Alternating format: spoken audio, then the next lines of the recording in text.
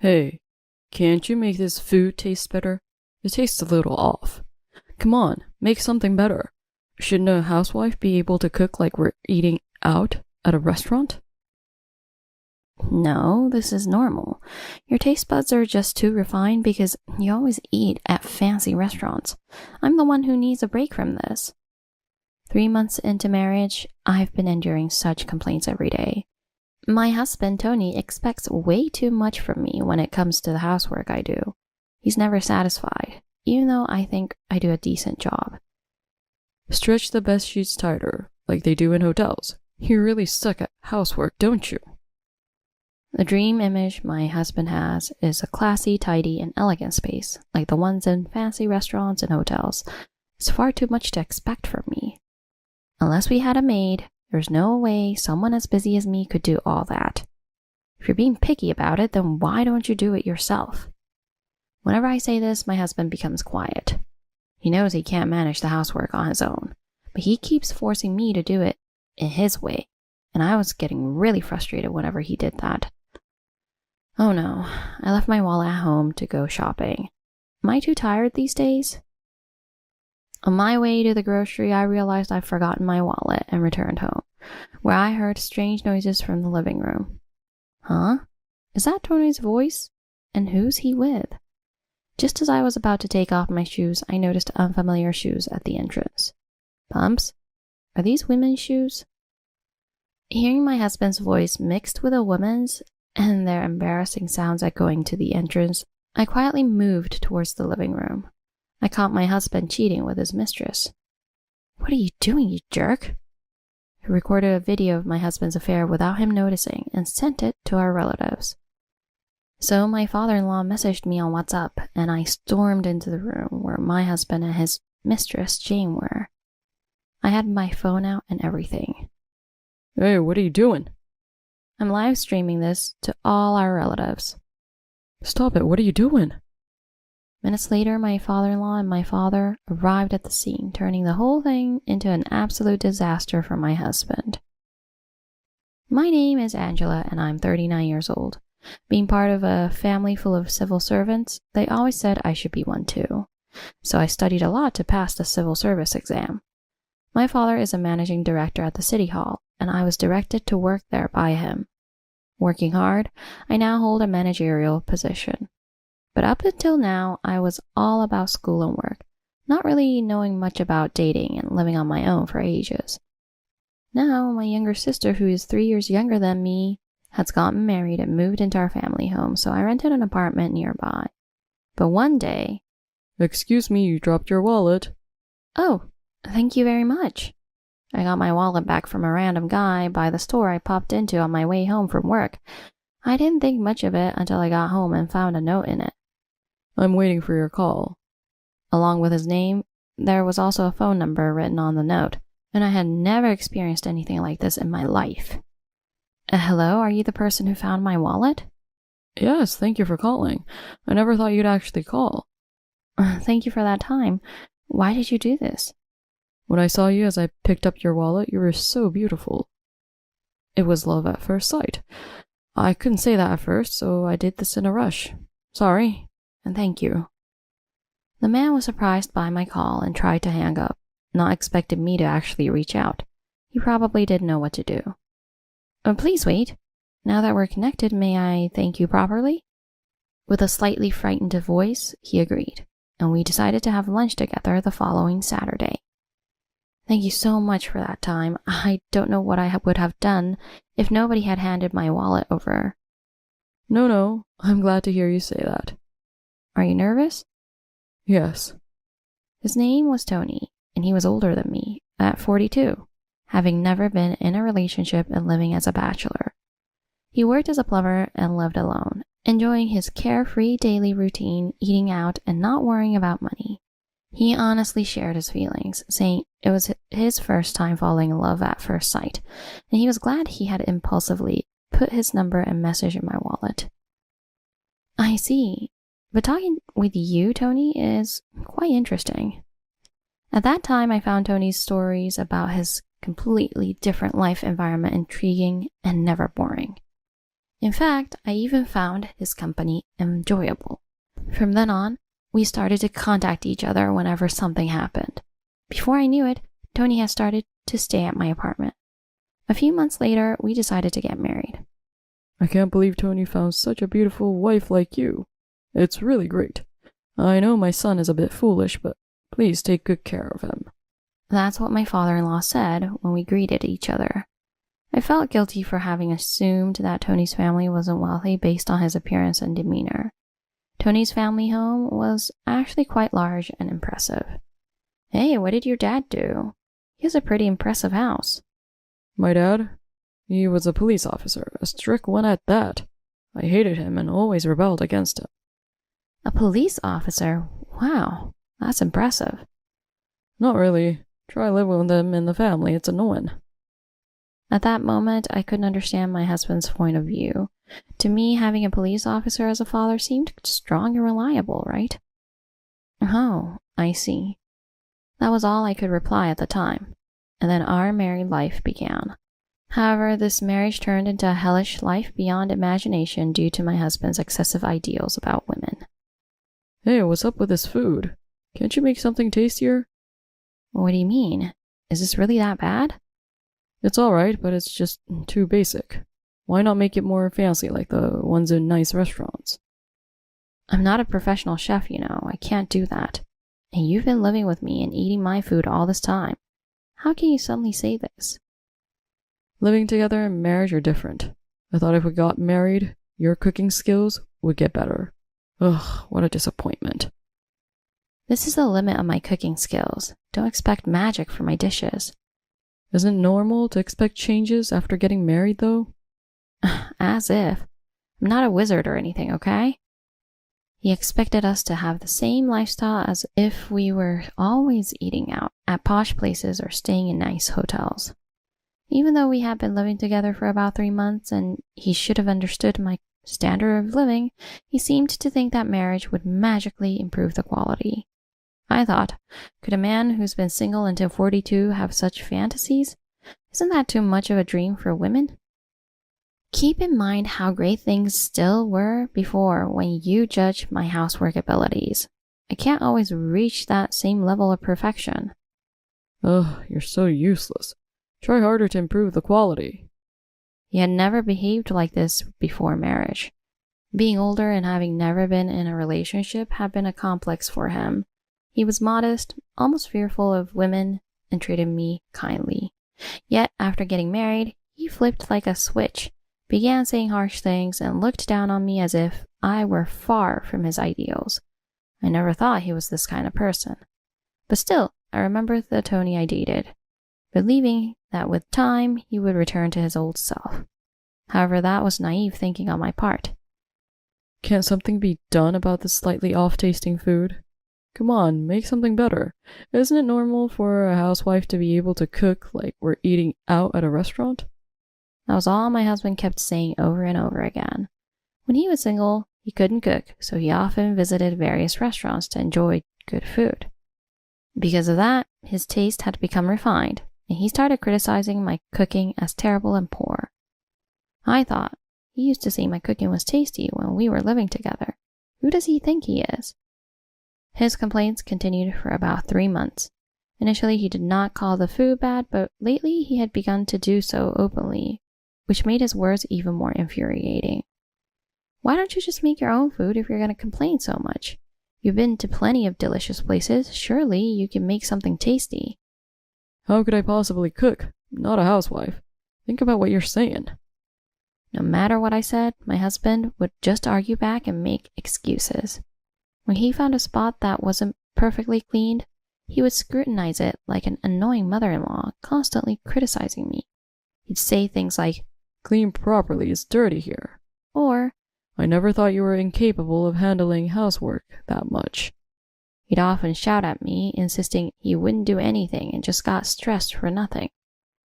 I'm getting frustrated with how bad you are at doing housework. Can't you do something about it?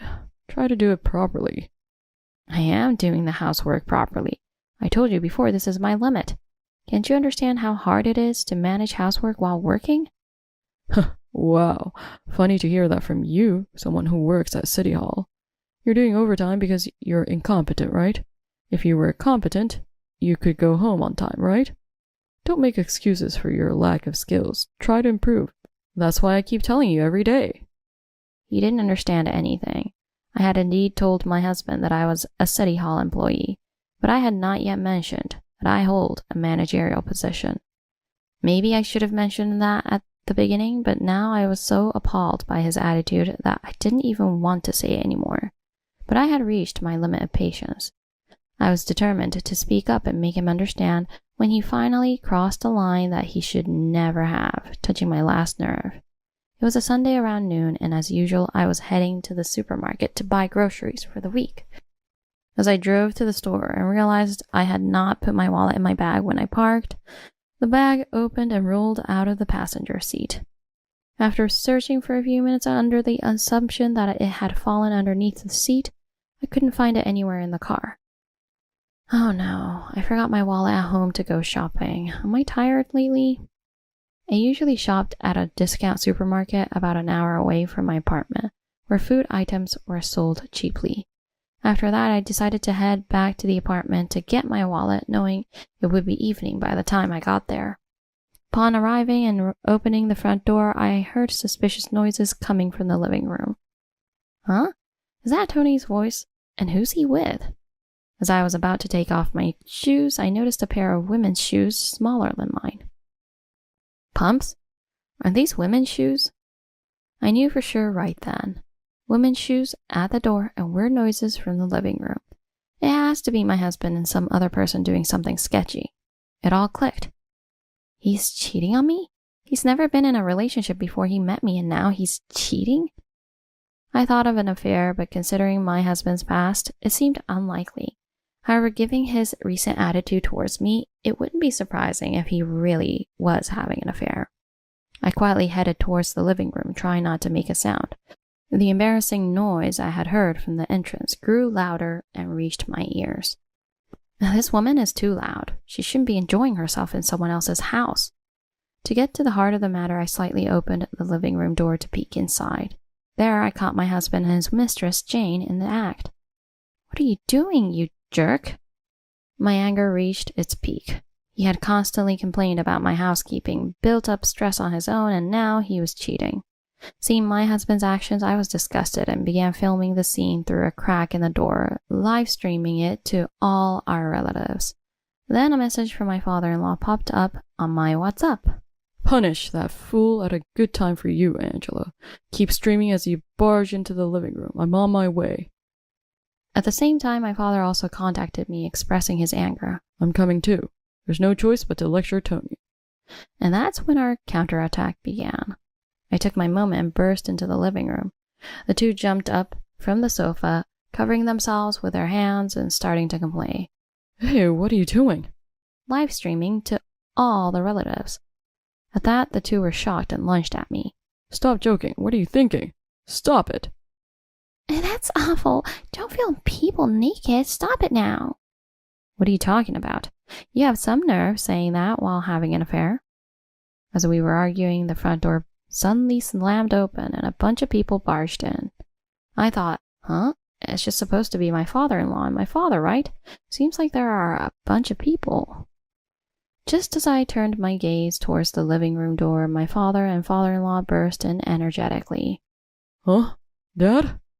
At that moment, following my father-in-law, two police officers in uniform entered, and seeing them, my husband panicked. Why? Why are there police here? Stop. Don't come near me. He freaked out and clung to Jane, trembling. However, Jane suddenly pushed him away and yelled, What are you thinking? Clinging to me in this situation? Ugh, this is the worst. Huh? Ugh. It seemed my husband had instinctively clung to Jane upon seeing the police. I was completely taken aback, and both my father and father-in-law looked indescribable. What are you doing, you? Please stop. I have a trauma with police officers. Don't come closer. Please stop. My husband then retreated to a corner of the room and cowered there. Confused by what was happening, I asked my father-in-law why my husband was afraid of police officers.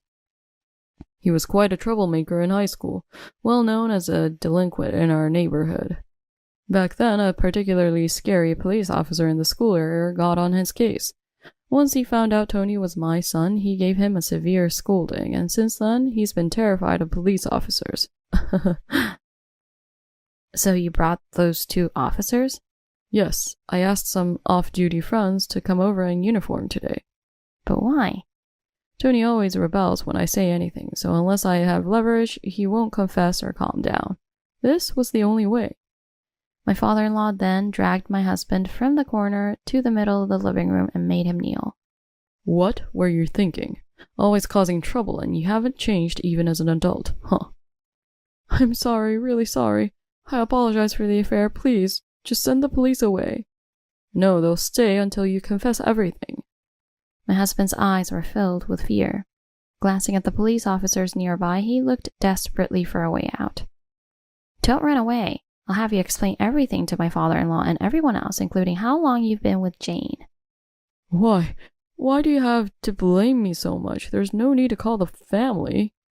Because you've done something blameworthy. Have you no sense of what you're doing?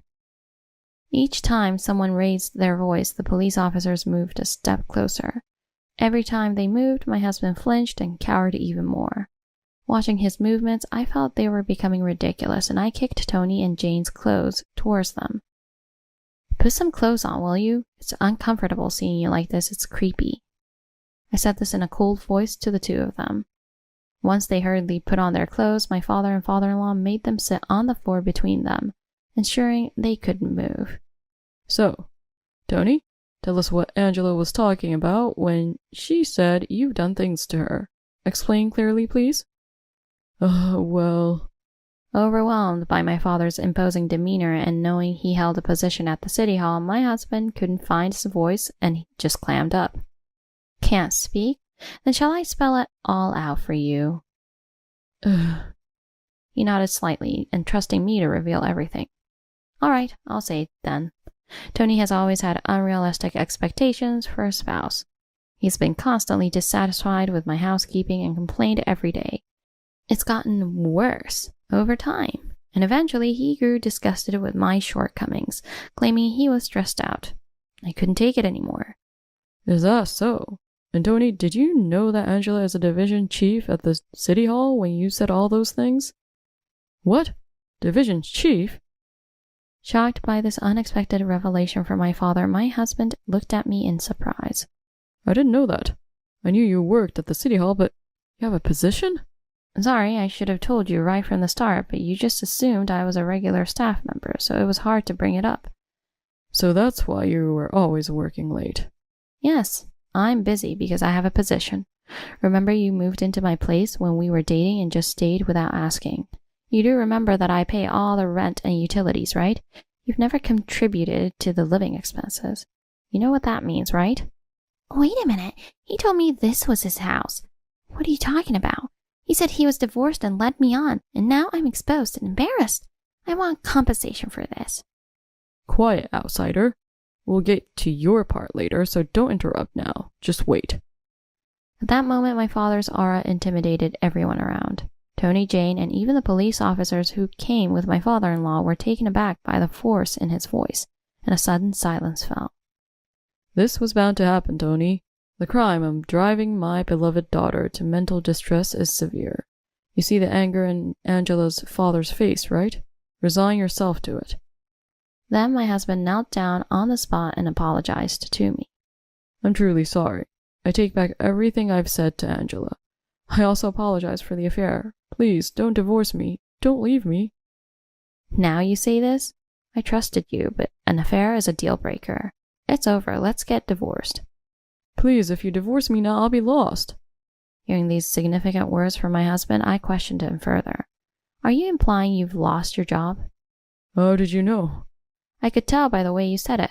Plus, you've been coming home early lately, so that's what it was. Yes, that's the situation. So please don't abandon me. No, after all the scorn and the affair, and now you ask me not to abandon you? Ugh, that's too selfish. Just then, Jane slapped my husband. You're the worst. You lured me in saying, I know lots of fancy places because I have money, and lied about being recently divorced. And now you're begging your real wife not to leave you? What do you think of me then? You've gone too far. Pay me back for our dates. My husband's words left Jane in shock, and she continued to berate him while crying and shaking him. You were just deceived by my husband. Poor thing. I wasn't deceiving anyone. I really like her too. At that moment, another slap from Jane landed on my husband's cheek. Don't mock me. What do you mean I like her? Who's more important to you, me or her? My husband was rendered speechless by Jane's words and just let himself be shaken, unable to respond. I never thought it would come to such a chaotic scene. I only intended to date her briefly. It was just a fling. I thought my luck was turning when I got married to Angela. That's why I spent all my salary on her. Being with Angela was stressful, so being with someone new was exciting. Enough with the disrespect. She's practically a victim too. You tricked her into coming here, making her feel like a criminal. Your actions are too selfish. Freed from Jane's grasp, my husband once again knelt before us and apologized. I understand. I won't ask for forgiveness, but please let me apologize. I'll take all the blame for this. Please overlook her involvement. I really am sorry. If we divorce, I'll leave this house. Is that okay? You think that's enough to be forgiven? You've insulted my daughter. I can't just let that slide. You'll have to pay a decent settlement. Please wait. I'm unemployed right now. Can you please spare me from the settlement? No. You must atone for what you've done. Then my husband started crying and begging in front of my father. Please, I'm begging you. What should I do now without a job? Tony, how did it come to this? I knew you were careless, but to be discarded by your company too? I've always struggled at work, bullied and told, you're an idiot. Why can't you learn even one task after 2 years? But think about it. No one ever really taught me anything. Whenever I asked, they'd say, watch and learn. But they never really taught me anything. I tried my hardest, but couldn't do anything. So a month ago, they laughed and said, you're fired. I see. Did you choose the wrong company, or were you just not adaptable? I'm not sure. But maybe I also bear some responsibility since I disciplined you when you were young. Dan, is it really your fault? Tony is already 42 years old, a fully grown adult. It's not right for you to feel responsible. Isn't it Tony who should be taking full responsibility? Are you trying to appeal to everyone's sympathy like some tragic heroine? Shouldn't you be facing the consequences of your actions more seriously? I'm sorry. All I can do now is apologize. I don't know what to do. I can't sympathize with you, Tony. The way you treated my daughter, the affair, and even losing your job, it all seems like you brought it upon yourself. A 42-year-old adult who can't handle his job and gets bullied? Shouldn't you be more responsible? Aren't you still not independent? Saying don't leave me to Angela already shows that. This is a good opportunity to grow up and face real challenges. Right. You used to brag about living day by day when we were dating, but you were just living without any plan, weren't you? Weren't you actually kicked out of your previous apartment before you moved in with me? As I said this, my husband tensed up as if struck by the truth and looked at me. Sorry, you're right. I was living carelessly without any plans. I just wanted to eat delicious food, and that's all I spent my money on. You're such a fool. After being forced to speak about everything he has said to me, the affair, and exposing his own failures, my husband was left speechless. He broke down crying on the spot. Jane, my father, and I all watched him with cold eyes. The only one who showed any sympathy, my father-in-law, approached Tony and said, Why don't you try to reform now? I'll help you. But Tony shook him off and refused. I've lived a terrible life so far. Living without plans and getting married by chance made me arrogant. It was all wrong. I won't ask for help anymore. I'll take care of it myself, Dad. I'm sorry for causing trouble. I'll manage on my own from now on, and I will pay the compensation. I'm an adult, so I should take full responsibility. Tony said this with a serious look in his eyes toward his father. His gaze was earnest. Whether he could truly change, I didn't know, but at that moment I felt his resolve.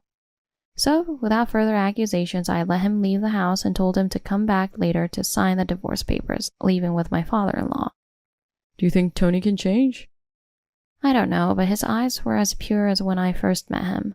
If he can maintain that feeling, maybe he can do it. Are you going to support him?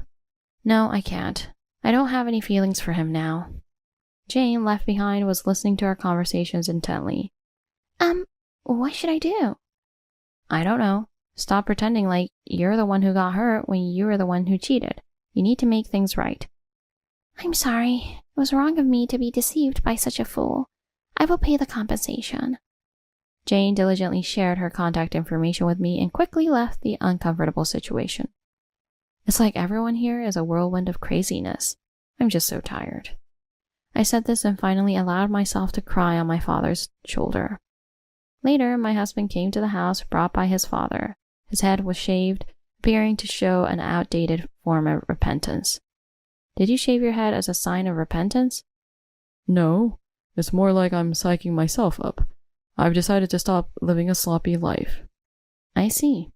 His eyes were different from before. They showed a resolve to accomplish something.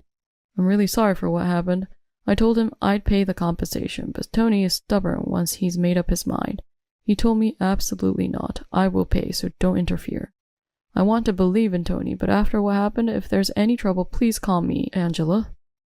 I heard this from my father-in-law. I want to believe in Tony too, but it's hard to trust him completely after being betrayed once. However, this time I decided to trust his serious eyes and leave him to his own devices. That said, I could only do so because my father-in-law said he would support me.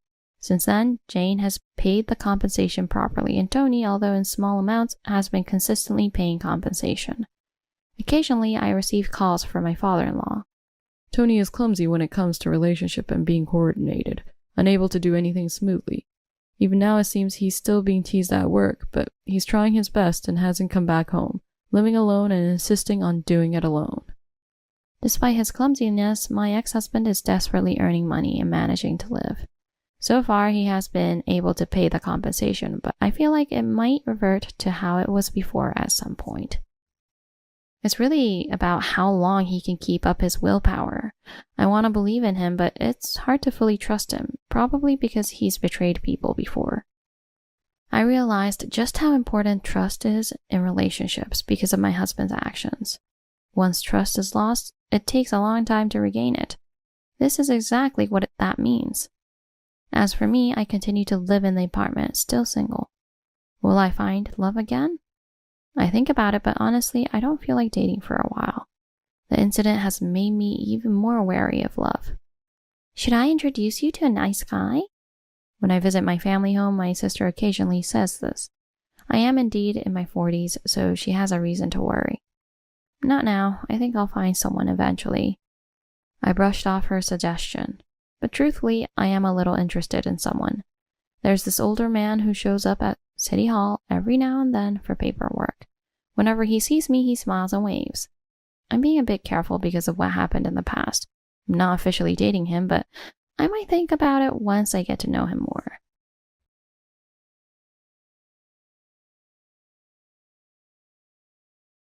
I witnessed my husband's affair. I believe such experiences are rare. Most people confront their husbands after finding evidence of infidelity on their smartphones, but I happened to see it with my own eyes. Never did I imagine that it would be in such a place, witnessed by so many people. Sure, I had felt suspicious about the relationship for a while, but I never expected to see my husband doing that in such a place. I'm Sophia, a full-time homemaker with a 6-year-old son. On the day I witnessed the affair, my husband was off work, and we planned to go out as a family, but when I woke up, my husband was already gone. There was a message on my smartphone from my husband saying, "My sister has a high fever of 39 degrees, so I'm going to take care of her. It seems that no one is at home today. I'll be back in the evening." I let out a big sigh. I had told our son that we were going to the amusement park today, and he had been looking forward to it since the day before. I was told that my husband was recently put in charge of a major project, and he hadn't been able to take a break for the past 6 months. So this break was a rare chance for some family time, but he ended up going to take care of his sick sister. His sister is supposed to be engaged, so it should be fine to leave it to him. Anyway, my husband is a sister complex. The reason why I started dating him was because he said, "You're wonderful because you're like my sister. which made me feel uneasy. Well, his sister was very beautiful and kind when I met her for the pre-wedding greeting, and I guess that resembling her is the highest compliment from my husband, but I couldn't help but feel creeped out. My husband used to say, "I want a boy and a girl," and frequently asked for sex, but since our son was born, the frequency has significantly decreased. Now it's almost non-existent. We're still young, and my husband used to enjoy sex, so I can't help but suspect that he's doing with other women or that he's cheating. Well, if he just betrayed me, I could still forgive him. It's infuriating though, but the problem is that he disappears from morning every day on his days off, like today. On his days off, he could at least play with the kid once in a while, couldn't he? Our child is such a daddy's boy that he cries when he realizes his father is not around. My husband is too indifferent towards our child. He doesn't even prepare a birthday present, and he doesn't participate in school events, no matter how free he is. Even when he comes home early occasionally, he just holes up in his room and plays video games all the time. He hardly ever faces our son. Our son, who used to be a daddy's boy, will probably start to see his father as a stranger if this continues. Oh, and the part about my husband being busy because he was put in charge of a major project was a lie. I mean, he hardly ever comes home, so I once asked a former classmate who works at the same company as my husband, "Is my husband really that busy?" My classmate laughed and told me, "No way, your husband is actually a Windows side employee, and he always looks free because he has no work. He leaves works on time every day." I thought, I knew it. After all, despite supposedly being put in charge of a major project, his salary is only in the 200,000 yen range, and he never looked tired from working overtime. In fact, he looked rather glossy. This is also a factor that makes me suspect his infidelity. Despite harboring a lot of dissatisfaction, I finished preparing breakfast. I check the time and tilt my head. This is strange. Usually he wakes up by 7 o'clock even if I don't wake him, but it's already past that time. At this rate, he will miss the bus to the nursery school, so I hurriedly went to wake up my son. In the room, my son was still sleeping, and when I tried to wake him up saying, "It's morning, wake up!" instead of a response, I heard a groan of pain. As I worried, I reached out to my son's painful face and put my hand on his forehead. It was very hot. I called my son's name and lightly shook his shoulder. Barely opening his eyes, my son said, "Mom, it hurts." I was almost panicked for a moment. Around this time, there was an outbreak of that illness at the daycare center, and I wondered if my son had caught it too. I had heard that there were cases where people died from it, so I seriously thought my son might not make it. In desperation, I called my husband, but he didn't answer at all. With no time to wait for a reply to an email, I decided to call my mother and ask for first aid advice. My mother is a nurse, so I thought it would be best to ask an expert. Under my mother's precise instructions, I quickly prepared a cold compress and measured my son's temperature. It was over 39 degrees Celsius. I called an ambulance and made sure my son to drink a lot of fluids while waiting for it to arrive. According to my mother, there was also a possibility of heat stroke. Considering the risk of infection, I wasn't allowed to accompany him in the ambulance, so I called a taxi and headed to the hospital where he would be taken. In the meantime, I kept calling my husband, even though I knew it was futile. As expected, it was pointless. With no other choice, I left a message online. I figured he would come as soon as he noticed, assuming he was still responsible enough to do so while out in his car. I arrived at the hospital and prayed as I waited in the corridor outside the emergency room for my son's treatment to finish. My father had once been taken into the emergency room just like this, and he never came out. Just as I was imagining the worst, thinking, what if my son doesn't come out either? My mother, who had rushed to the hospital, comforted me. "It's going to be okay. It's going to be okay." And then, an hour later, my son miraculously survived. But he was told that he should be hospitalized for at least a week, so he was taken straight to a ward. In the end, my husband didn't come home that day. The next day, I went home to get my son's change of clothes, and I decided to visit him in the hospital with some fruit for him to eat. I also planned to say hello to the doctor who had taken care of us the day before, so I passed by the emergency room. Suddenly, the area became hectic. I thought, maybe someone was brought in, so I decided to postpone saying hello to the doctor so as not to be in the way. Just as I thought I was about to go to my son's ward, I saw a man and a woman being carried on a stretcher. They were barely covered with a thin blanket, almost as if they were naked. It seems like they were still joined together. It must be one of those situations where the man's thing can't come out during the act. I've never experienced it, but it must be quite troublesome. But being carried in this state must be embarrassing. As I was thinking this and about to pass by, I made eye contact with the man. Under normal circumstances, it would be an awkward situation, but for me, it was different. I was stunned, because the man was my husband. Why are you here like this? I exclaimed in surprise. No, well, I caught my sister's cold, so, My husband was at loss for words. At that moment, I was also confused. My son had just been taken here yesterday, and now my husband too? What are the odds of that happening? And why was my husband being carried in naked? And who is the woman with him? All sorts of thoughts were whirling around in my head. In the midst of all this, I accidentally make eye contact with the woman who is intertwined with my husband. Even in my state of confusion, I can tell this woman is my husband's mistress. As I glared at her, I realized that her face was very familiar. Why is Sophia here? Hearing her voice, I finally remembered. Yes, that woman was Amelia, my husband's sister. I felt this moment is incredibly long. I suspected my husband was lying about taking care of his sister and meeting a woman instead, but I never expected this. Even if he was coming to visit our son, he should not have come while still joined with the woman. But the woman is his real sister? There are limits to how much one can mess around, because they were taken away on a stretcher. All I could do was hold back my urge to lunge at them and wait. They couldn't escape anyway, so I decided to confront them later. With that thought in mind, I headed to visit my son, still feeling sick deep down. I spent some time in my son's room trying to sort out my feelings. When I casually checked my phone, I saw a ton of messages from my husband online. Looking at the content, it was all just him trying to cover up his actions. He didn't even mention our son's hospitalization.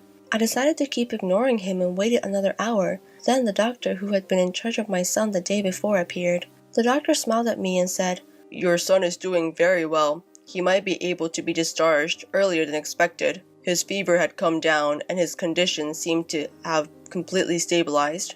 Initially, I was worried about an infectious disease, but it seems he had heat stroke in addition to the cold. You made sure he drank a lot of water, didn't you? That was the right move. You're a smart mother and your son must be happy. He even praised me that much. If anything, it's thanks to my mother. Maybe I'll give her some high-quality meat next time. I deeply bowed to the kind doctor and expressed my gratitude, but it wasn't hard to imagine that I was about to face quite a storm. I had just been relieved about my son's condition, but I was beginning to boil inside. Mommy's face is scary. I had frightened my son. I quickly put on a smile and told my son, I'll be right back, before stepping outside the hospital and calling my husband, who had left more than 100 unanswered calls. The moment my husband answered the phone, he started, It's not what you think. There's a reason. And he started making excuses. He's got the order wrong. Shouldn't he first be worried about our son? Well, there's no way a man who was so engrossed in his act with his own sister, completely disregarding our son, would worry about him. With a husband like this, I was worried about my son's future. As I didn't think my husband's personality could improve, I decided to divorce him. I think life will be tough, but for my son's sake, I can endure it, right? I told him, You were busy with that, even when our son was suffering, right? You've always been doing that whenever you had the time, haven't you? And with your own sister. It's really disgusting. My husband was at loss for words. I continued, Oh, and by the way, I've already reported this to your parents. I won't tell your company. It would be a problem if you can't pay alimony and child support. So goodbye, I said to my husband, expressing my finality. 3 days later. My son's health recovered faster than expected, so after completing the discharge procedures, we returned home together for the first time in a long time. Of course, my husband wasn't there. After the commotion, my husband showed up to apologize directly, but I showed the divorce papers already signed in his face. My husband begged, It was my first time. Forgive me for one mistake. You're all I have. But I coldly told him, So you're still lying at this point. I already know everything. Your sister confessed everything.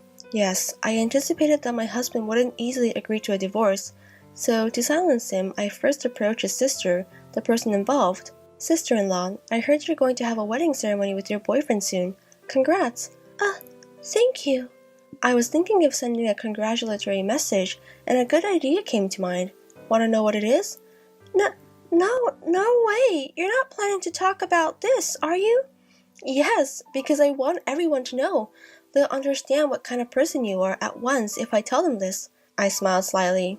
Please, anything, okay, but not that. If you do that, my life will be over. I pretended to think for a moment and then continued with a smile. Can't be helped. Then let's do this. I'll keep quiet about this matter if you tell me in detail how many times you did it with my husband. Then I promise to keep quiet. Of course, your younger brother will feel betrayed, but what will you do? Then, without hesitation, my sister-in-law confessed everything, begging, I'll tell you everything, just please don't tell him. When I told my husband this, he fainted from the shock of being betrayed by the sister he loved more than anyone else. After waking up, my husband signed the divorce papers and left the house dejectedly. From then on, through my lawyer, I demanded a divorce custody of our son, alimony, and child support from him. He haggled over the amount, but when I whispered in his ear, Would you like me to spill the beans to your company? He said, All right, I will pay the amount you said, and left the lawyer's office. Later, for some reason, the company found out about what happened and my husband was summoned and severely reprimanded. A month later, he was fired from the company and now he works at a food factory, putting strawberries on cakes to pay the alimony and child support. Somehow, the factory also knows about what he did, and he seems to be constantly gossiped about by young girls, making him uncomfortable. As for my husband's sister, despite the fact that I didn't expose her, everything came out and she was dumped by her fiancé. It seems that the boyfriend, like me, suspected infidelity and had hired a private investigator to conduct a surveillance. She was demanded a large sum of money as compensation for breaking off the engagement, and now she seems to be working at a nightclub. Also, the other day, I was given a photo of them in the act by her ex-boyfriend saying, Use it if something happens. I wondered what kind of nerve he had to give such a thing to a woman like me, but I decided to keep it in my dresser. I'll gratefully use it as a precaution in case I get a message from my ex-husband or something happens. I moved back to my parents' home to start fresh, and I'm working hard to raise my son with their help. Since my parents lived far away, they had been longing to see their grandson and told me they would help as much as they could. I don't want to overburden them, so I guess I'll only ask for their help when I need it.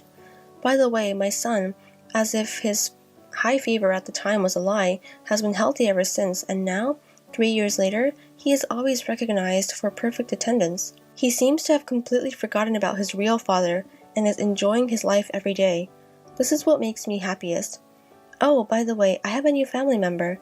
It's a white cat named Snow who is comfortably sleeping on my lap. It was when I said my final goodbye to Snow, who often came to play in my yard before I moved.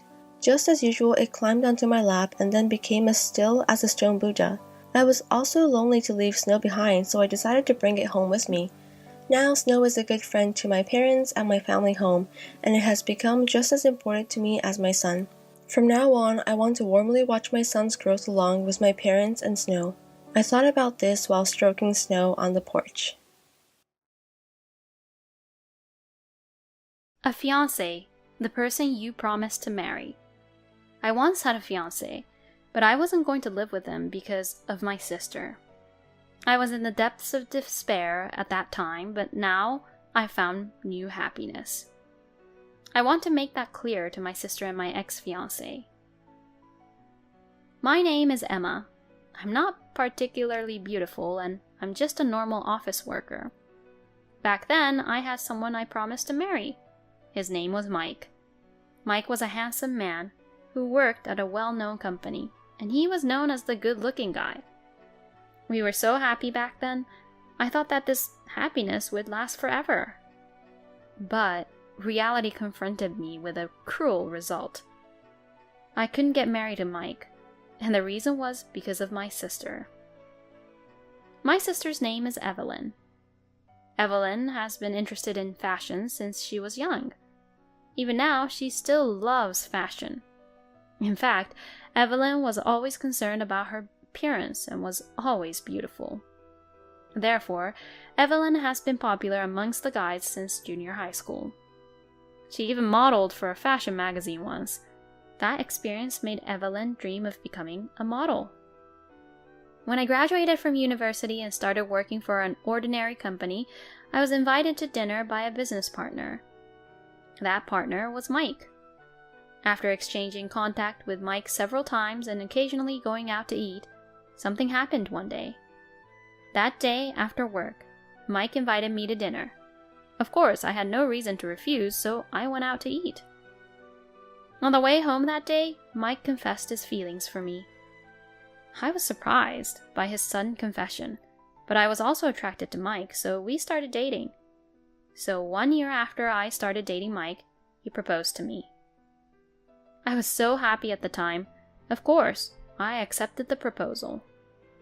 Later, Mike and I went to my parents' house to report and greet them. My parents were, of course, overjoyed. We talked about the wedding and I was happy. But there was someone who wasn't happy. That was my sister, Evelyn. Evelyn was very surprised to see that I was getting married and who my partner was. Evelyn, who was more beautiful than me and often had men asking her out, always looked down on me because I didn't have much experience in relationships.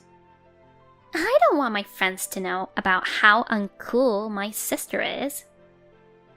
That was Evelyn's catchphrase. The uncool sister, whom she looked down on, was getting married before her, and to an elite businessman from a major company. That seemed to hurt Evelyn's pride even more, but I was completely unaware of Evelyn's feelings. I should have noticed Evelyn's attitude at the time. Suddenly, Evelyn asked Mike, "If you're going to be my brother-in-law, can we exchange contact information?" Mike and I had no reason to refuse, so we happily agreed. There were days when I was working late on handover tasks as I was planning to quit my job. And one day, when my parents were out of town on a trip, Evelyn took a certain action. In hindsight, it must have been a plan she had thought of from the beginning. Once I quit my job, I would move out of my parents' house and start living with Mike. So she probably wanted to execute her plan while I was still at home. First, Evelyn called Mike over to her house.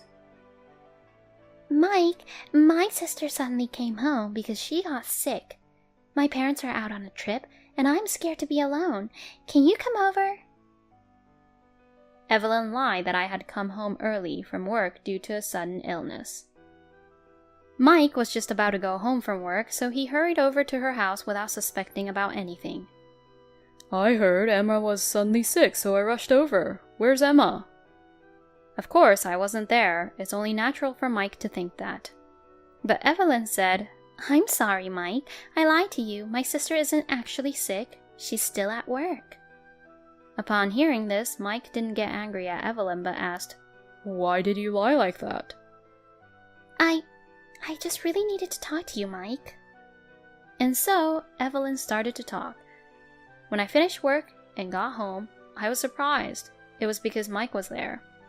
But I didn't expect anything and was carefree, saying, "Oh, you're here." Then later, I was to experience the greatest despair and sadness I had ever felt in my life. Emma, I'm sorry. I want us to break up. It was too sudden. I couldn't quite grasp the meaning of his words. Eh? You're kidding, right? Break up? What do you mean? As I was questioning Mike, Evelyn appeared. Emma, the truth is, I'm dating Evelyn. I'm sorry, Emma. I fell in love with Evelyn more than you. While I was still confused and couldn't believe it, Evelyn said this. "I'm sorry, but Mike and I are going to get married." I didn't understand what was happening. Then Evelyn continued. "You might not want to come to our wedding, but at least come to the reception." After that, all I could do was cry. My fiancé was taken by Evelyn, and I was not wanted anymore. Both my father and mother were very worried. For a while, I couldn't leave my room. Since I had already resigned from my job, I had nothing to do. I received several messages from my colleagues at work asking when the wedding would be. I told them that we had decided to have a simple wedding with only our families. A few months later, I was in an unfamiliar place. I'm going to start my life with a new beginning from here. I want to be happy again. This time, for sure. After breaking up with Mike, I had been shut in for a while, but a certain emotion was born in me. Why do I have to go through this? I'll forget about that man and start over again. From there, things moved quickly. I talked to my father and mother and decided to leave home and live on my own, living in a completely unknown place.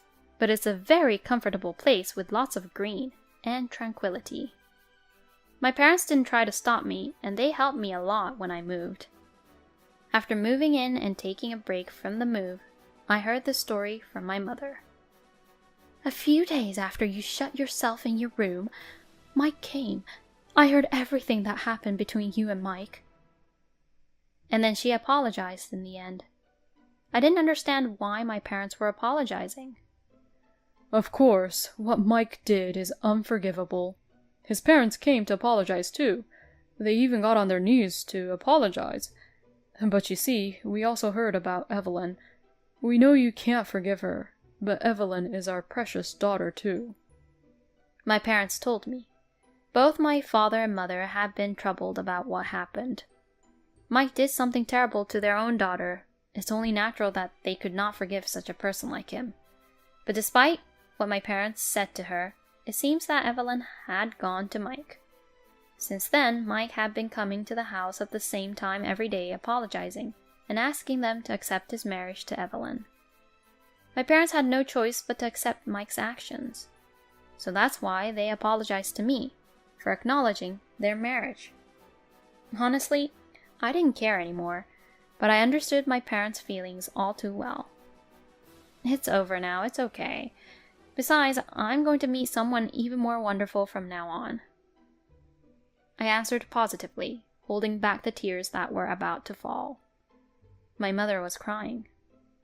My father had a remorseful look on his face, but he responded with a smile when I said, "When I have a child, I'll rely on you both a lot.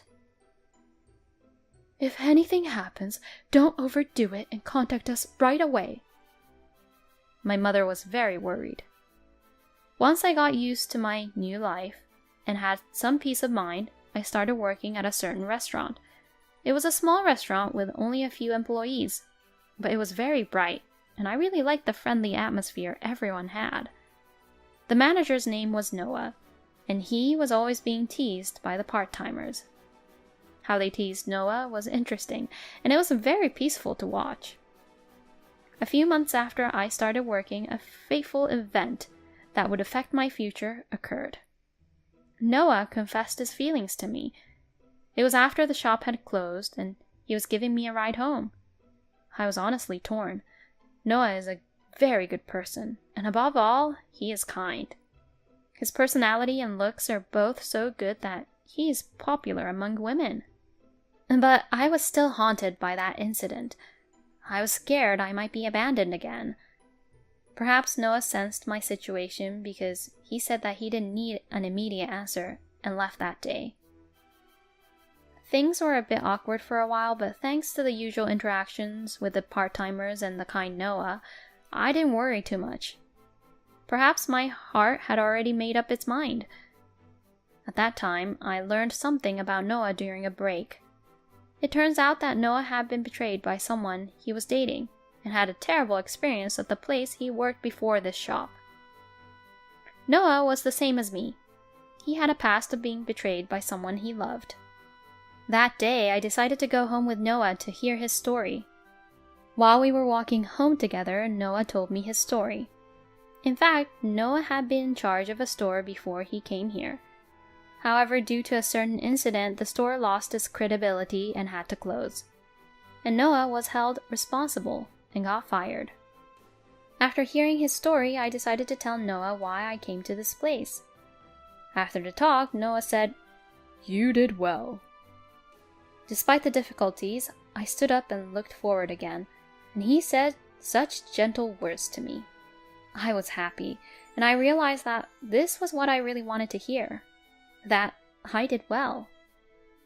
I was betrayed by the person I loved and had a difficult time, but I got over it. Honestly, it was very hard. And I told Noah, "You did well too." And to this, Noah was smiling. And then I responded to his confession that day. "I'm like this, but I hope we can get along well." After that, I was teased more than ever by the part-timers at the shop, but I was really happy. "Congratulations! Wishing you both on your happiness for a long time." It's too early for that line. If you say it's too early, that means there will be a time, right? Then I'll say it again at that time. Make sure you let me say it, okay? Otherwise I won't forgive you. Well... Noah seemed a bit flustered. I was laughing. Everyone was laughing. I was really happy. Then one day, after so many days had passed, I received a proposal for the second time in my life. Of course, I accepted the proposal. I had the determination to be happy this time and believed that I could definitely be happy with Noah. And then I went to see my parents for the first time in a while. They were very happy. When I told them that I had told Noah everything, my parents said, "Please make our daughter happy." "I will definitely make Emma happy," he answered clearly and confidently. We talked for a while, but then my father hesitantly said, "It seems that Evelyn and Mike are going to have a wedding ceremony." They might send an invitation, but my parents told me I didn't have to push myself. But I didn't care anymore, because I'm happy now. In fact, I wanted to show off my current happiness. When I told my parents that, they said, "If you say so, Emma. Noah, we're counting on you if anything happens." A few days later, I received a wedding invitation from Evelyn. Of course, I decided to attend. I wrote that we would be coming together. Noah and I, knowing that Evelyn was going to have a wedding ceremony, had already registered our marriage. Because we thought that it would be a burden on our parents and relatives if we had wedding ceremonies after wedding ceremonies. We swore to have a wedding ceremony when things calmed down. On the day of Evelyn's wedding, Noah and I were heading to the venue together. It was a long-awaited reunion with Evelyn and Mike, but somehow, Mike looked a little worn out. And at the family introduction, I introduced Noah to him, saying, "This is my husband Noah. He is my pride and joy." When I introduced Noah for some reason, Evelyn looked really surprised, which was quite memorable. On the other hand, I had something I really wanted to ask Mike. I wanted to ask about what had happened with him and Evelyn on that day when my parents and I were not there. At first, Mike seemed to have a hard time talking about it, but gradually he began to speak about it. On the day he was called by Evelyn, Mike, who found out that I was seriously ill, seemed to have decided to wait for me. Then, Evelyn brought some alcohol, really strong ones, saying that it was a good opportunity and offered it to him. Mike, who is not very good at drinking, seems to have gotten drunk after drinking about 2 cups. And Evelyn, seeing this as a good opportunity, started to seduce him. Mike, too, was drunk and lost his ability to judge properly, and ended up going along with the temptation. Evelyn is attractive. She has a good figure, and I guess it's natural for a normal man to be tempted by such a woman. But Mike and I were engaged. Nevertheless, Mike was seduced and began to get conscious of Evelyn. After telling me this story, Mike apologized many times, but at that moment, he looked very small to me. Honestly, I didn't care anymore. I was satisfied just to hear the truth. Meanwhile, Noah and Evelyn were also talking about something. I was curious, but since it was almost time for Evelyn's wedding ceremony, I decided to ask later. Then, on the way home, I asked Noah again. "Didn't you seem a bit angry when you were talking to Evelyn?" I told you before, but actually she's the one who cheated on me when we were dating. Not only that, but she is also the reason why I was fired from the shop where I used to work." I was very surprised. It's a small world, isn't it? And I was even more surprised to learn that she was the reason why Noah's shop had to close. I decided to ask him for more details. Apparently, Evelyn had been having an affair with a certain designer a few months after she started dating Noah. It seems that Evelyn, although dating Noah, thought it would be more convenient for her future to date someone in the industry to become a model. Noah, who accidentally found out about this, naturally got angry with Evelyn. However, Evelyn got angry at Noah, and in return, they broke up. But Evelyn, who was still angry, created a fake photo of the food she had taken at Noah's restaurant, which had a foreign object in the food, and spread it around on social media. At that time, Evelyn was also an amateur model and had quite a number of followers on her social media, and the photo had quickly went viral. It also caught the eye of the boss, who had entrusted the shop to Noah, and because the sales started to decrease, the shop was closed. Then Noah was held responsible and was fired. Naturally, Noah felt bitter because of what had happened. However, since he didn't know who the perpetrator was, he had nowhere to direct his anger. In the midst of this, he found out the truth when a friend of his invited him for a drink. His friend's girlfriend knew someone who knew Evelyn, and from that friend, he was shown a conversation about how a certain restaurant disappeared due to what Evelyn spread on social media. Of course, his friend did not know that the restaurant that disappeared was Noah's restaurant. Noah, who found the culprit in an unexpected place, couldn't do anything about it anymore, so he decided to start over alone in a different place. That's where he met me. I apologized to Noah. "I'm sorry my sister did such a terrible thing." I'm the sister of the person who messed up Noah's life. I didn't know what to do.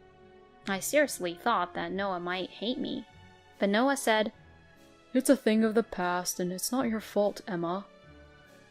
I was honestly relieved, and we decided once again to be happy together. Later on, Evelyn finally got her punishment. The place Evelyn visited for a photo shoot when she decided to do a gravure shoot. That place was none other than the place where we live at the moment.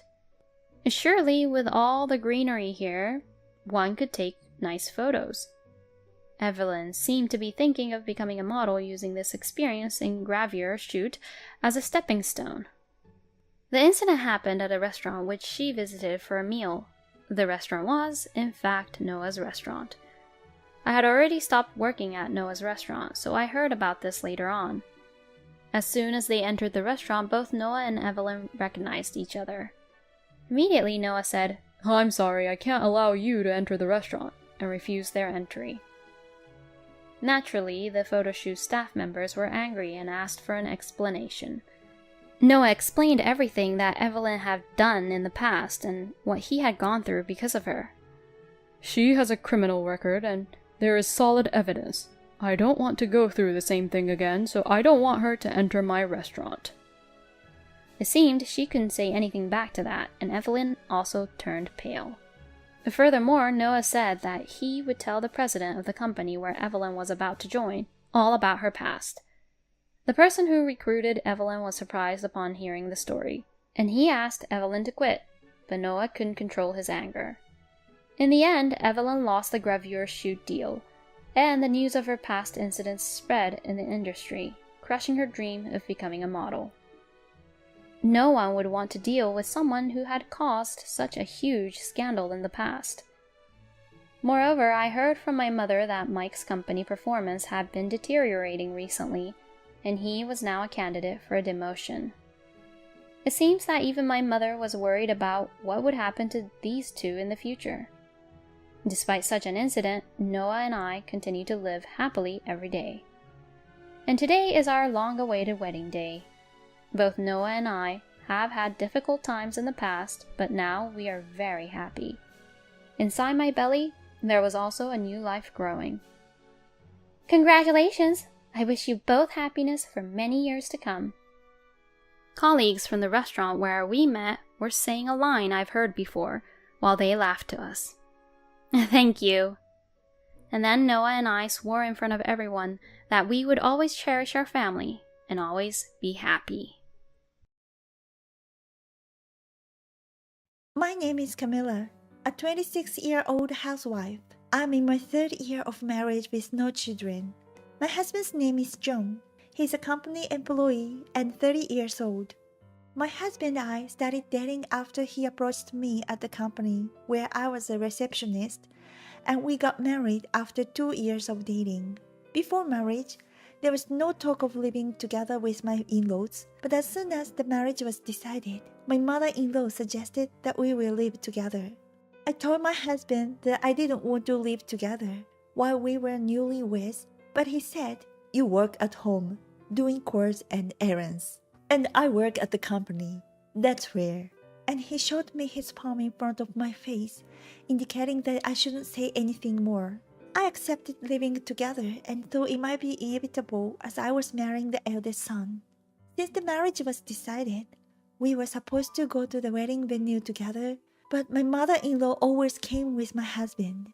I felt uncomfortable with my mother-in-law, who even had a say in our wedding plan and my husband's outfit. I looked at my husband's face and wondered if I was marrying him or my mother-in-law, as he seemed to be excited about it. To be honest, my mood dropped at the thought of living with a mama's boy husband and mother-in-law. I'm the type of person who can't stand being in such a frustrated state, so I asked my husband when we were alone, "John, are you by any chance a mama's boy?"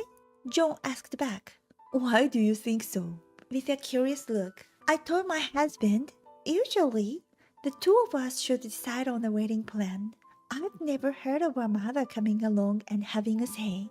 My husband said, "I just came along because I had time before my mother's errand. And it's not interference, it's just advice.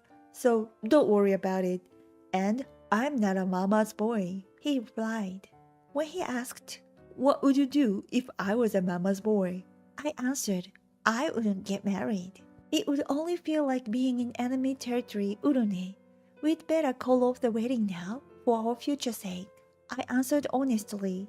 My husband said, "I'm not a mama's boy, and if my mother does something to Camilla, I'll protect you," with a laugh. So I decided to believe him and get married. After that day, my mother-in-law stopped coming to the wedding venue. We finished our wedding ceremony, moved our belongings into our room at my in-laws' house, and departed for our honeymoon. Upon our return, I found our room had been tidied up and the luggage had been unpacked. I was surprised to find that furniture, including a bed, had already been set up, as I was planning to organize them later. Everything, down to the curtains, was in place, ready for immediate living. I couldn't find my belongings, so I asked my husband. He replied, "You'd have to ask my mom." So I went down to the first floor to ask my mother-in-law. Mother-in-law, thank you for tidying up the luggage, but I can't find my belongings." When I asked, she said, "Oh, your things? I threw away what we didn't need. There were valuables like my bank book and personal seal." "Oh, don't worry. I'm keeping those. I threw everything else away." I was taken back and said, "Those are my personal belongings. Please return them to me. My bank book and seal are my personal items from before I got married," I said with my hand gesture. My mother-in-law frowned and said, "Are you defying me as a daughter-in-law? Fine, I'll give you back your bank book and seal. Wait here." She stomped off to fetch them. When she returned, she tossed the bank book and seal onto the floor. I hurriedly checked inside and found that $1 million had been withdrawn. "Mother-in-law, did you withdraw $1 million?" I asked, to which she replied without any remorse, "Of course, I bought you furniture." I was speechless. I immediately returned to our room and angrily told my husband what had happened. My husband responded, "Oh, she bought us this furniture? Thanks," which infuriated me. Wait a minute, it's a crime to use my savings without permission. Moreover, she chose such bad tasting furniture and curtains. Who wouldn't be angry about this? Seeing how angry I was, my husband said, "I'll go talk to my mother," and went to her. I regretted my decision to live together, fearing what the future would bring. Looking around, I saw curtains filled with large roses on a pink background, a cheap-looking wardrobe reminiscent of my childhood. Everything I looked at made me sigh. The bed covers on the bed I lay down on, exhausted, had a cherry pattern. I wasn't sure if it was a form of harassment or a kind thought, but seeing them made me feel sad. As I was thinking this, my husband returned from his mother's room. "Mom's so angry, I couldn't talk to her. She said no other mother-in-law would do as much as she has. She did it out of kindness," she said. and doesn't deserve to be complained about. I, astounded, asked my husband, "Don't you feel sad looking at this furniture, these curtains, these bed covers?" He looked around, his face turning pale. "Maybe we can slowly change these things without my mom noticing," he said, trying to appease me. "What about the money? Will the money be returned?" I asked, as I did not work hard and save to spend money on such frivolous things. He apologized on behalf of his mother and promised to repay me little by little from his salary and bonuses. I apologized to my husband for fighting with my mother-in-law on the first day of living together, told him that I would apologize to her reluctantly, and headed to her room.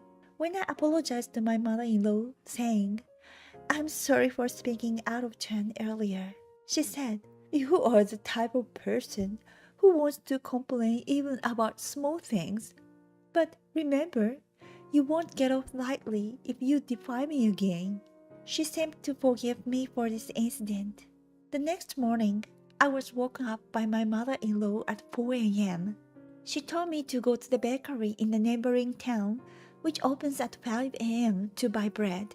Given what had happened the day before, I replied yes and decided to head to the bakery. I wanted to take my bike, but I couldn't find the key. Thinking that the key might be on the bike, I went outside, but the bike wasn't where I had left it when we moved in. I assumed the bike had probably been thrown away too. I decided to run to the store for some healthy exercise. I changed into my running shoes and started jogging through the morning town, listening to my favorite songs on my headphones. It felt wonderful. When I returned after buying bread and tried to take a shower, my mother-in-law stopped me. "You don't work, so no wasteful spending. Just use a towel if you sweat," she said, throwing a towel at me. I thought she must still be upset about yesterday and gave up on taking a shower. I prepared breakfast for my parents-in-law and husband, consulting the contents of the fridge. Since I enjoy cooking, I can decide on the menu just by looking at the ingredients in the fridge. Although the ingredients were limited, I was able to prepare breakfast, so I woke up my husband and informed my in-laws that breakfast was ready. When my parents-in-laws and husband sat down at the table, I was about to join them when my mother-in-law said, "You can't eat with us. You are the daughter-in-law, right? You should eat after we're done cleaning up." And she didn't let me have a seat at the table. I looked at my husband's face, but he pretended not to notice and didn't look at me. Are the rules of this house from the early 1900s? I thought, but still followed my mother-in-law's orders. When my husband left, he mouthed sorry to me, put his hands together and bowed. I couldn't help but chuckle a little. Then I thought, I need to make this a home my husband wants to return to, even if he doesn't show much consideration. I told my mother-in-law I'll start with cleaning and began to clean.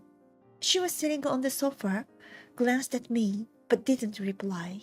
Since she was there, I left the living room cleaning until last, and in the meantime, I was busy with laundry and cleaning. Finally, only the living room was left to clean, but when I went there, my mother-in-law was not there. When I finished cleaning and was about to have tea, I noticed that the small window next to the fridge was open and I could hear my mother-in-law's voice. It seemed like she was having a conversation with a neighbor. As I was casually drinking my tea and listening to their conversation, it seemed like they were talking about me. She was saying that I had taken her bank book and she didn't have any money to spend freely. Unable to stand it, I confronted my mother-in-law when she came in and said, "Please don't lie to the neighbors. When did I ever take your bank book?" My mother-in-law quickly shut the small window next to the fridge, shouting, "Just do whatever you want," before storming off to her bedroom. I decided to make an effort to bridge the gap with her from now on, as I didn't want my husband to be stuck uncomfortably between her and me. However, she treated me as if I were not there. Even when I tried to talk to her, she ignored me as if I were invisible. My father-in-law also existed like thin air, unable to oppose his assertive wife. He is a quiet man who runs an animal hospital but has slowly started to talk with me. After a while, I was able to have a long conversation with my father-in-law on a Wednesday, the day his clinic was closed. I've been told by her that it's okay to divorce, he confessed. I responded with a laugh. She's not serious. If she's still with you, perhaps she's testing your love. You are loved, aren't you? We ended up sharing our complaints with each other in a light-hearted way. It felt like I had an ally behind the scenes, and my father-in-law was my only solace. Thanks to him, I never complained about my mother-in-law to my husband. My mother-in-law, however, seemed to be venting about me to my husband. Whenever I heard these complaints from my husband, I would say, "I'm sorry, I'll be careful," to reassure him. No matter how much I was ignored by my mother-in-law, I persisted in my household duties without cutting corners. Still, she continued to treat me as if I were here. I was also getting along well with the neighbors. Amidst all this, my husband's work became busier, and he had to travel more often. When my husband was away on business trips, the prospect of spending more time alone with my mother-in-law was depressing. During the occasional phone calls from my husband, I reassured him that I was getting along peacefully with his mother. I genuinely wished that one day I could get along with her. So even though I was treated like air, I never stopped trying to engage her in conversation. I believed that the only way to build a good relation with her was to show her who I was going to be. So I pushed myself to do my best in everything. I had been getting up early and running to the bakery since the first day of our marriage. Before I knew it, 3 years had passed since our wedding. My mother-in-law continued to treat me and my father-in-law as if we were air, and I kept talking to him whenever she wasn't around. Then, one day, my father-in-law spoke to me with a serious face. "Your mother-in-law is supposed to go on a trip soon," he said. "Depending on the outcome, I might leave this house." I tried to ask him what he meant, but he simply replied, "I can't tell you now," and left it at that. I felt so sad at the thought of him leaving that I started crying. He was the only one who was on my side in this family, who comforted me and who listened to my complaints.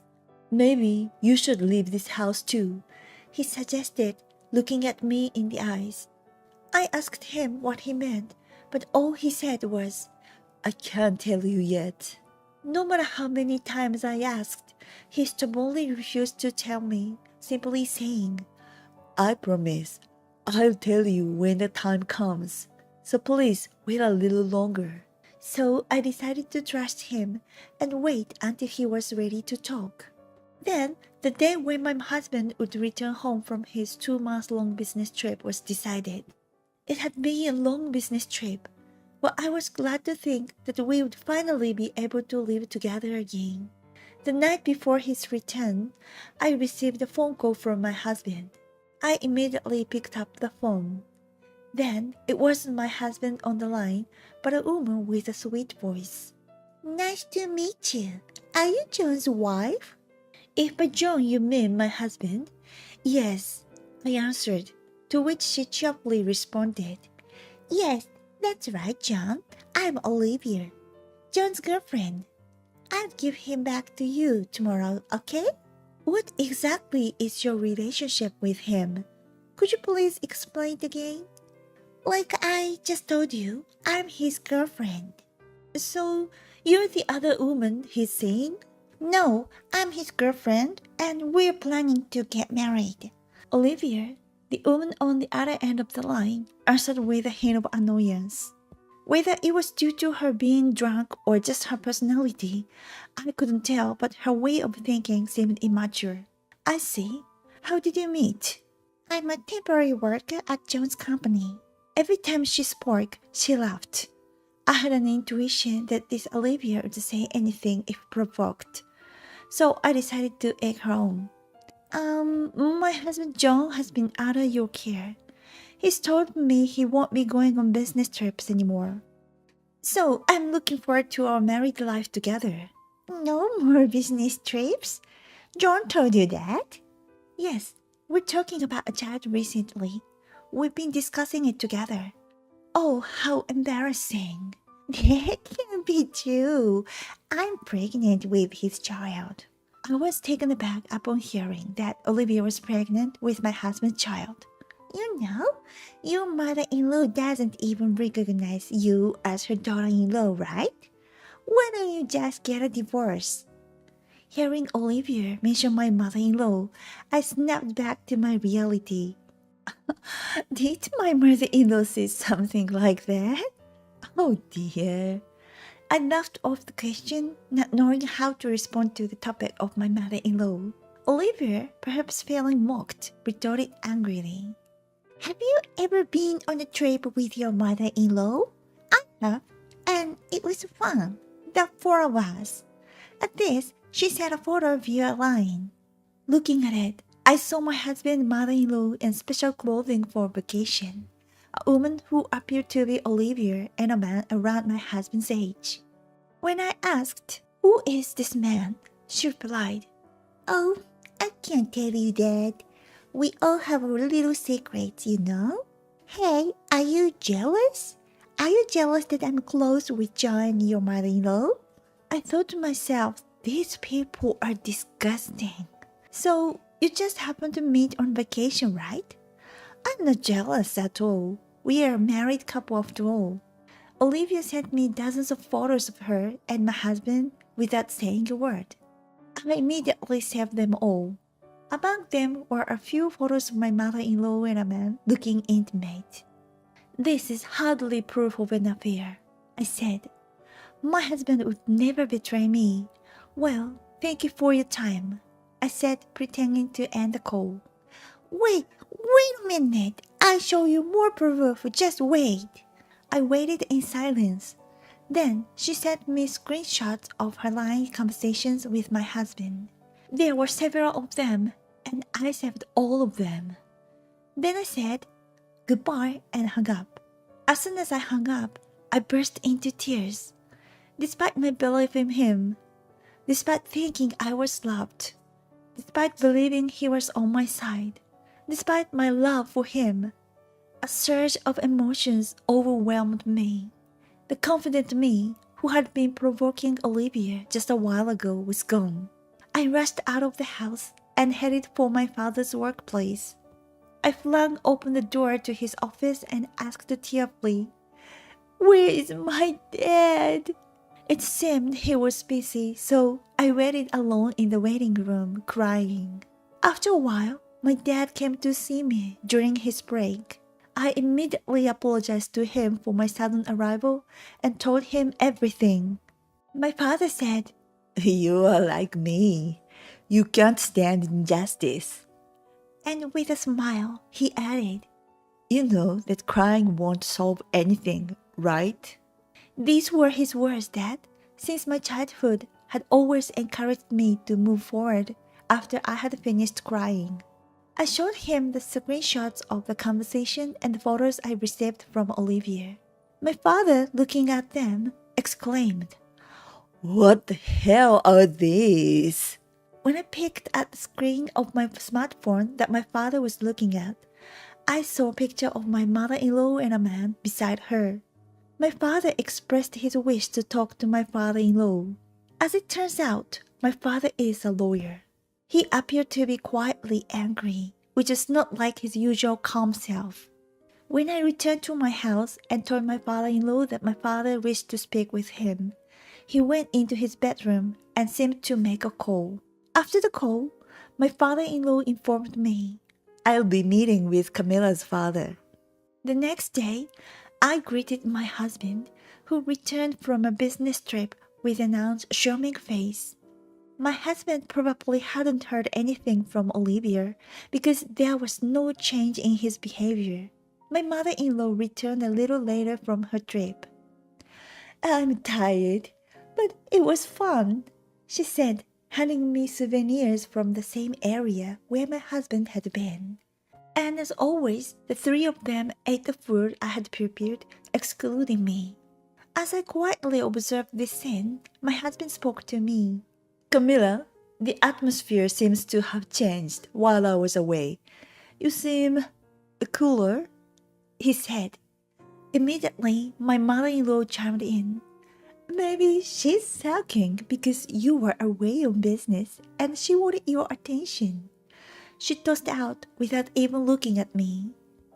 I was about to say something unnecessary, so while I nodded with a smile, I was trembling with anger. My father-in-law made eye contact with me and, "Calm down." I nodded, took a deep breath, and suppressed my emotions. Then my mother-in-law started saying things that disrupted my attempt to stay calm. "You've been living with your father for a while, haven't you?" she asked. "Something happened, didn't it? I can tell. Don't hide it. Tell me," she said, insinuating there was something more than just a normal parent-child relationship between my father-in-law and me. "What do you mean by something happened?" I asked, suppressing my anger. "A relationship between a man and a woman, right?" "It happened, didn't it?" she repeated. "That's impossible," I retorted, my voice trembling. Normally a quiet man, my father-in-law said with a stern face. "Did you go on a trip hoping that Camilla would get into a relationship with me?" He stared at her as he said this. "If nothing happened, you wouldn't be angry, right? So are you admitting it?" she asked. My father-in-law replied, "I despise you. I truly despise you. I can't forgive you as a person." He then got up from his seat and left, saying, "I'll be at the clinic for a while. Don't contact me." My father-in-law said to me, half smiling, "You can leave too, you know." I stared at my husband. My husband glanced at me with fearful eyes, sensing my stance. Saying this, my mother-in-law said, "What? Do you have a problem with John? You're so arrogant. That's why I don't want to talk to you. You should go to your father's annual clinic too," trying to force me out. My husband did nothing to stop her. I asked my husband, "John, don't you have anything to say? This is the exact situation I talked about before we got married, isn't it? What happened to 'I'll protect Camilla if my mom does anything to you'? I said I wanted to reconsider our marriage because I didn't want this to happen. But you stopped me." My husband seemed surprised that I was angry. Upon saying this, my mother-in-law said, "Well then, you should break up. Get out." I asked my husband, "Is that okay with you?" But he didn't answer and just held his head in his hands. "It means you should leave. John is just too kind to say it," she said. I stared at my husband and asked one last time, "Is that okay?" No response means it's okay, right? My husband said, "I need to think. Give me time." And then he went to take a bath. That night, I didn't wash the dishes, didn't take a bath, and just went to sleep in the bedroom. The next morning, I got up earlier than anyone else, didn't make breakfast, and headed to my parents' house. After arriving at my parents' house, I used my spare key to get inside and took a shower. My mother woke up when she heard a sound and seemed surprised to see me in the room. My father also woke up, and when he saw my face, he said, "Good morning," and went into his study. When my father came out of the study, he handed me an envelope. I looked inside. As I looked at the contents, I told my parents that my mother-in-law had told me to leave and that my husband hadn't responded. After looking at the contents of the envelope, I asked my parents, "I can't be with my husband anymore. Can I come home?" My parents smiled, nodded, and said, "Come home." I bowed silently and looked up. Seeing my face, my father said, "Calm down. Your face looks like a demon's," and patted my shoulder. I think I had turned into a vengeful demon after looking at the documents in the envelope. I think it was because my husband's betrayal, the unwarranted harassment, and verbal abuse from my mother-in-law was swirling in my head with images. I started to feel a strange sense of enjoyment in this situation as I took deep breaths and said, "This is going to be the ultimate revenge." In the afternoon, my father and I went to my father-in-law's animal clinic, which was closed for the day. When my father-in-law saw me, he called out to me. "Are you okay, Camilla?" he asked, worrying whether I had been able to sleep or eat. I just answered, "I'm fine." Seeing my face, he smiled and seemed relieved. From there, my father, who is a lawyer, and my father-in-law and I had a discussion. And we decided to take action the next day. First, I called my husband during his lunch break and we agreed to meet at a dinner after work. My husband arrived at the seat where I was waiting, panting. "Why didn't you answer the phone even though I called many times? Where were you? What happened?" He bombarded me with questions. I took deep breaths as my father had told me, trying to stay calm. "I'm sorry for leaving without telling you. I was just wandering around town. You should know what happened better than anyone else," I said, pretending to be a brave woman with a smile, even as my eyes welled up with tears. Today, I needed to act like a great actress towards my husband. I pretended to hold back tears, turned my back, and dropped eye drops in one eye. My husband misunderstood and thought I was crying for him, murmuring, "Sorry," when he thought he heard a message from me, who had left home and opened our group chat.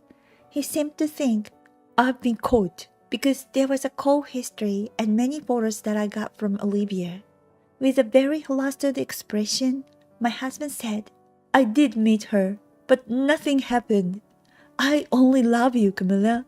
If you are angry that we met, I won't do it anymore. Please forgive me." A storm of lies and apologies.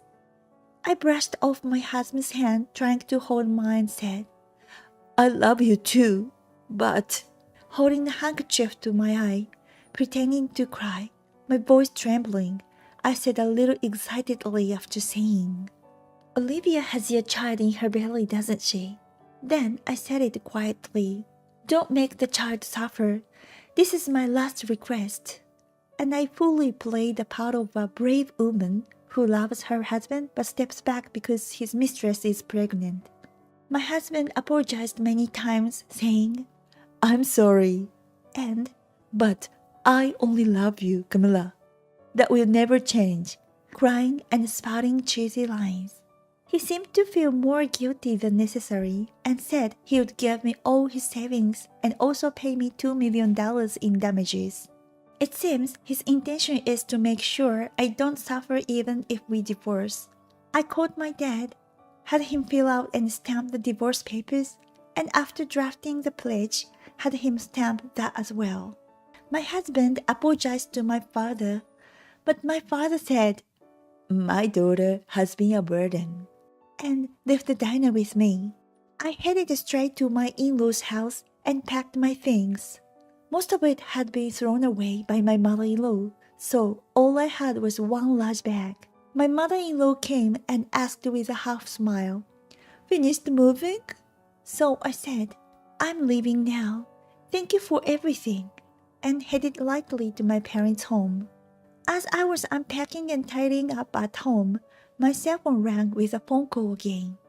I had a hunch it was a gloating call from Olivia. Sure enough, the call was from Olivia. "How does it feel? Loser? Ex-wife?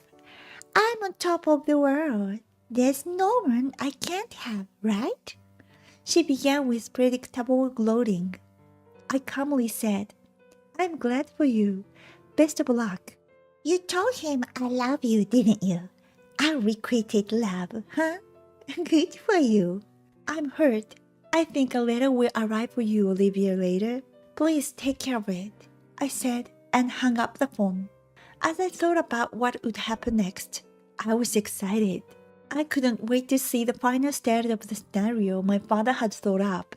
A few days later, I received a payment for damages from my ex-husband and Olivia. Normally, this would be the end, but in my case, it wasn't. A few months later, the moment I had been waiting for arrived.